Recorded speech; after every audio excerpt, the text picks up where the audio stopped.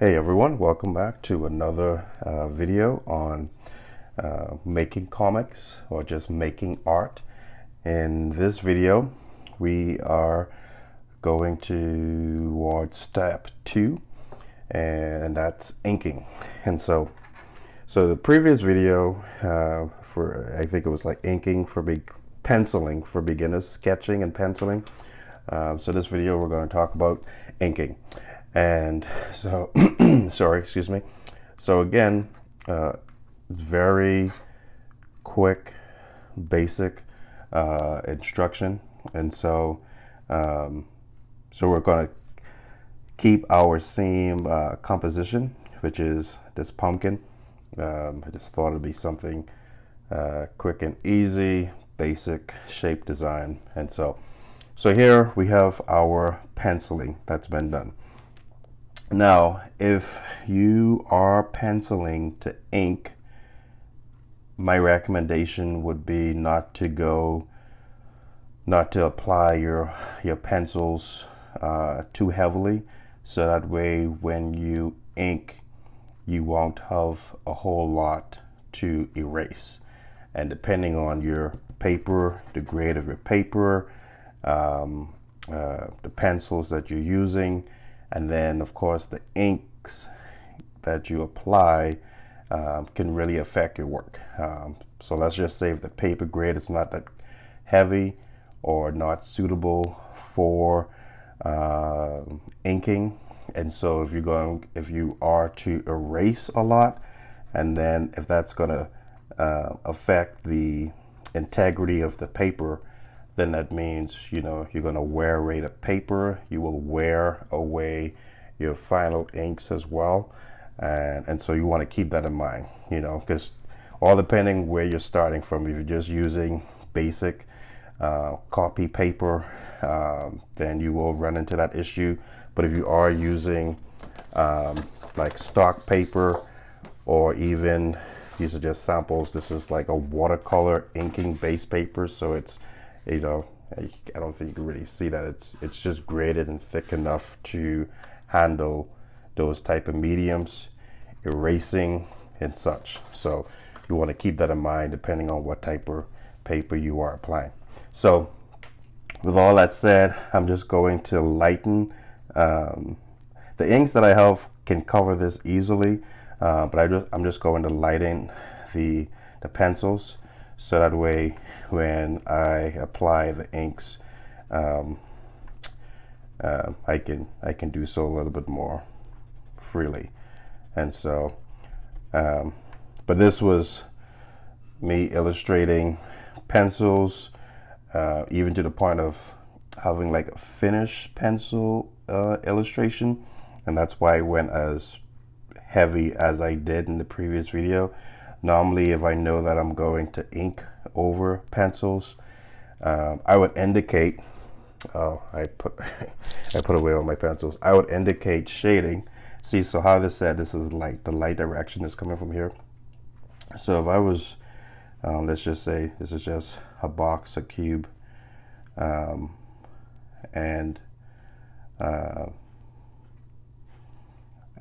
light is coming from here. So if I know that this is going to be shaded, I would just do like simple lines like that. That way I know that underneath will be shaded, and say a portion of this side will also be shaded.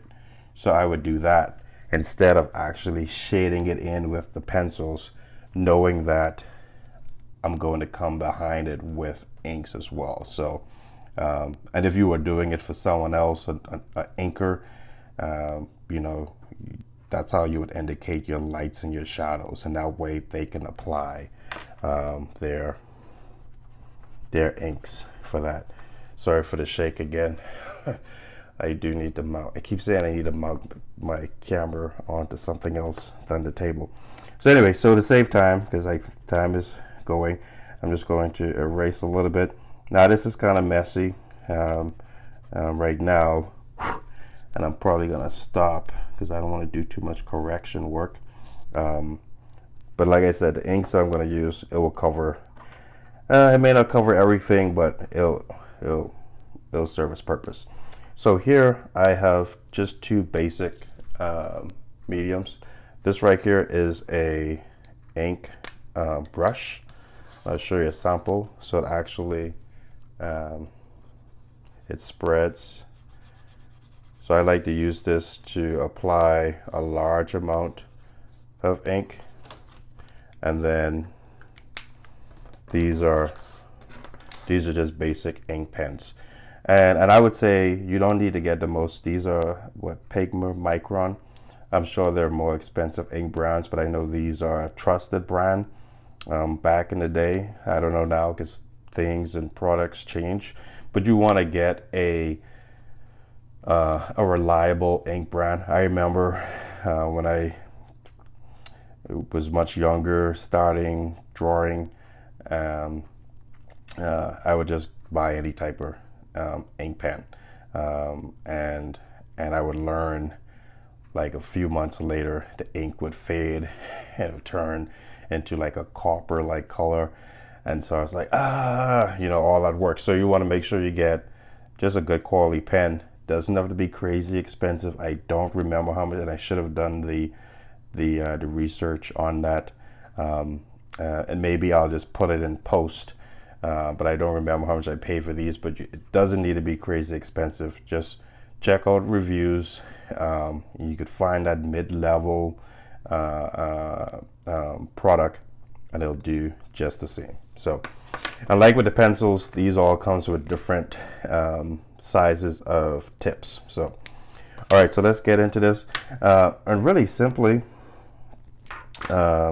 same concept with the pencil ink. So you know the direction, and if you have pencil, then you should set yourself up for your inking. Your inking will not be like a carbon copy of your penciling, but it will follow closely, particularly if you pencil very tightly. Now, if you're loose with your penciling, say like with your sketching, then you'll acquire a lot more room for your inking. But if you are tight with your penciling, then you're gonna be basically, I mean, I don't like this word, but you're gonna basically be tracing over your pencils and then just adding in the unique characteristics of inks. So right here, I'm just laying down some of the lines that I want to follow. And again, I know that this is light, so I'm just going to, I may not even touch it as much, just to emphasize the brightness of the light. And again, this is, a smaller tip for, and so I'm able just to do those smaller lines. And so, yeah. And so now, so I did that. I'll come with even a smaller tip to, again, just emphasize the light that's hitting.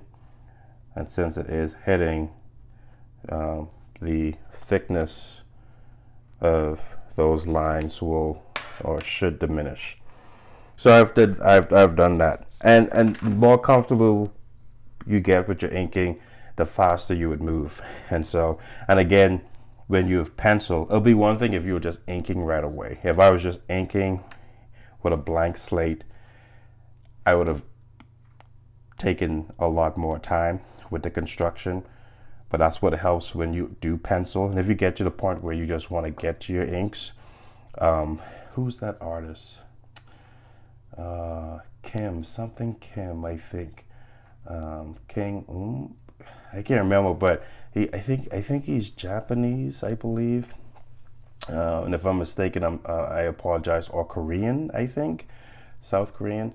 But he just straight inks. I mean, it's amazing. And in perspective, again, that just may be something I'll just put in post as well. So anyway, so I'm here. I'm using my brush pen because I'm going to go in, because I've highlighted the outline, and now I'm going to add my my shade. And with the brush pen, it just makes it easier to apply large portions of ink. And that's what I'm going to do. Now, keeping in mind that this is not going to just be like a black and white piece. There will be color, and so I want to be. So you want to think of that too. If it's just going to be black and white, then you can apply more ink to further highlight your illustration. But I know that I will be adding color, so I won't do that. And again, as you become more comfortable with your inks and applying it, you'll feel more at ease at just throwing out inks. And I would say the practice, don't let it be like a piece that you want to finish well. I would say just think like this. Just think of a fruit, vegetable, whatever, and just practice laying down a lot of inks, like laying down shadows and getting free with that. And so that way, you build your confidence of inking, because it's so permanent. Unlike penciling, you can erase, start over. Inking, you put it down, and there you go. So now I've hit the spots that I want to add shadow, and now I'm just coming with just the ink pen and just adding in the contours that I want to add with the pumpkin. And sorry if you hear stuff in the background. I was trying to do this when my boys were napping, but I think they are awake. And so yeah, so you can come in, just add some texture just to bring some life to your subject matter. All right, and I think that's it. And again, I'm going to add color to this, and so with the coloring, there will be light and shadowing with the color as well. So that's why I'm not heavily applying inks to this. I'm going to go back to the brush pen just to add in the weeds.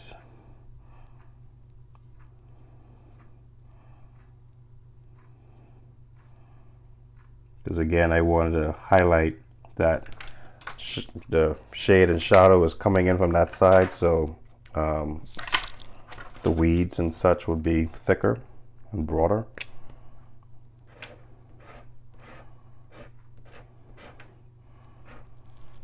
All right. And then there you go.